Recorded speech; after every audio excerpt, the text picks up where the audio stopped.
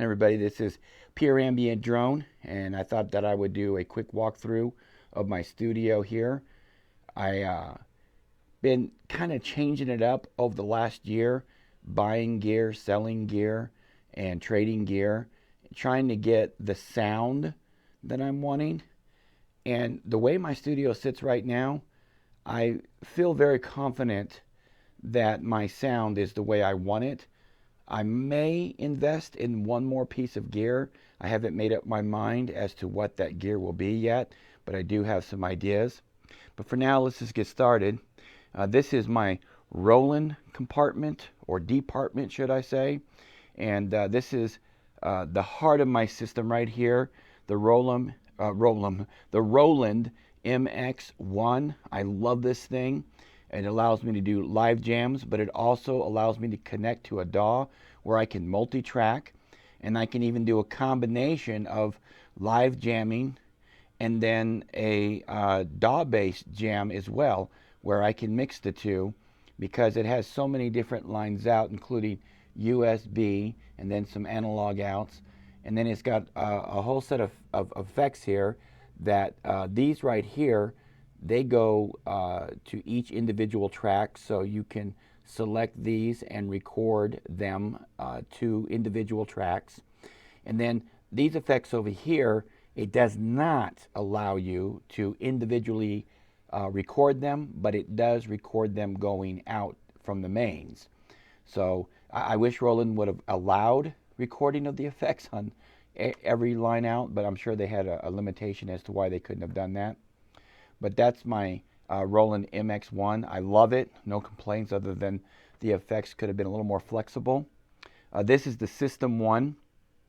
This thing's absolutely incredible, and I love it. And I haven't even really had a chance to tap into the potential that I know this thing has under the hood. And it can become different synths with plugins. So there's a lot of flexibility in this little beast. I like it a lot. This is the TB3. A lot of people think that this is just for acid bass lines, but I've used it in tracks for other things than that. It has a very clear sound, just like the System 1 does, and it can cut through a mix quite well. This is my favorite drum machine. This is the Roland Tr-8. Love this thing. It sounds warm, it sounds analog, and it's not analog, but it sure does come across in a mix as such, and it can warm a mix up. It's just, to me, this is, for my drums, this is it. This is what I use. This is my Bass Station 2. Absolutely nothing else like it on the market. This thing is just incredible. There's so much you can do with it. It has its own sound. There's no sound like it that I can find that can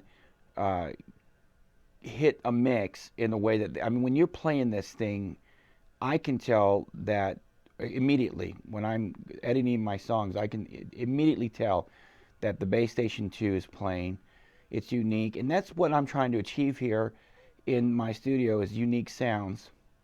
Effects wise, I have the Korg Chaos pad.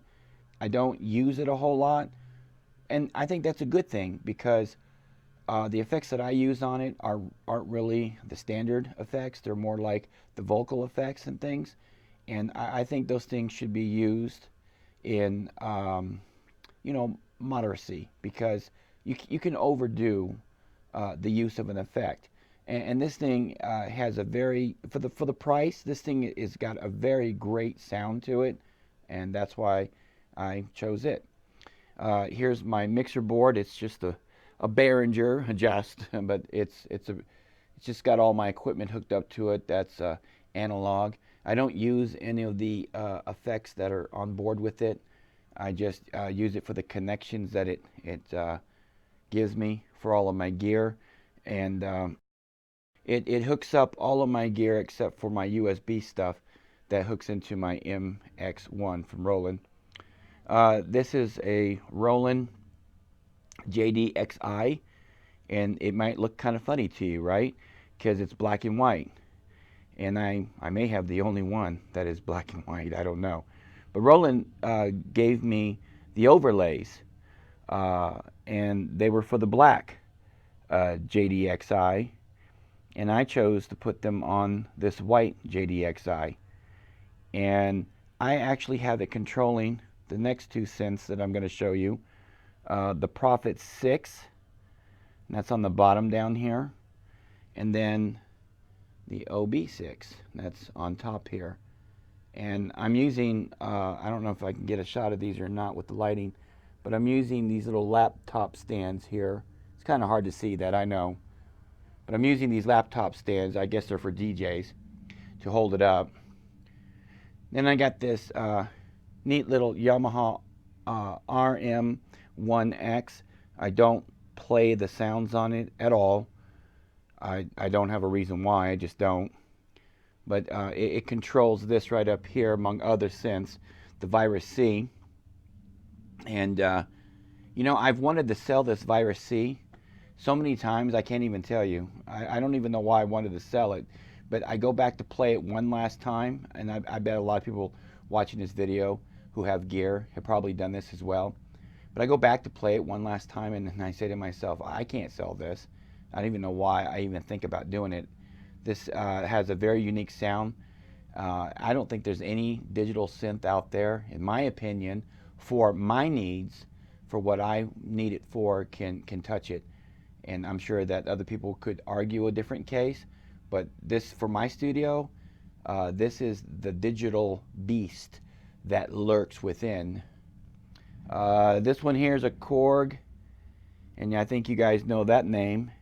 I debated a lot about getting this because the videos on YouTube that I've watched, they didn't impress me too much at first.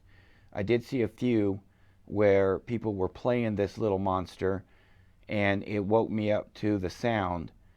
I went ahead and bought one, and I'm glad I did. It has a very warm sound when recorded properly. You can get that to come across on your tracks, and it's very unique, it's very different, and I think it fits perfect into my studio.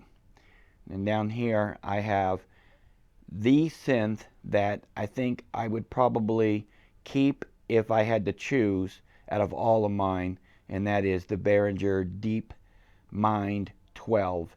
I've heard good, I've heard bad, but the bottom line is that I love this thing. I really don't care about the opinions of others concerning this little beast.